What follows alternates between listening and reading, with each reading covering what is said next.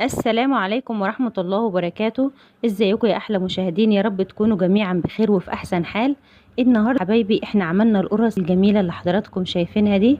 بسم الله ما شاء الله، قرص فلاحي طرية وهشة وعجينة، يعني ملمس ناعم وحاجة كده اخر حلاوة. بسم الله ما شاء الله، اللهم بارك. وعملنا من كيلو الدقيق حوالي 40 قرصة بالشكل والجمال اللي حضراتكم شايفينه ده ما شاء الله، وبطريقة سهلة جدا وبسيطة. والوصفة موجودة كاملة على القناة يوميات أم كريم. يلا يا حلوين، لايك وشير للفيديو عشان يوصل لأكبر عدد من المشاهدات، عشان القناة تكبر إن شاء الله. شايفين ما شاء الله، عملناها بالسمسم ومن غير سمسم وبحشوات مختلفة. عملناها بالقرفة والسكر، وانتي لو عايزة بتحشيها بالجبنة الموزاريلا ماشي، او باللحمة المفرومة وتعمليها فطائر مختلفة. دي عجينة ناجحة 100.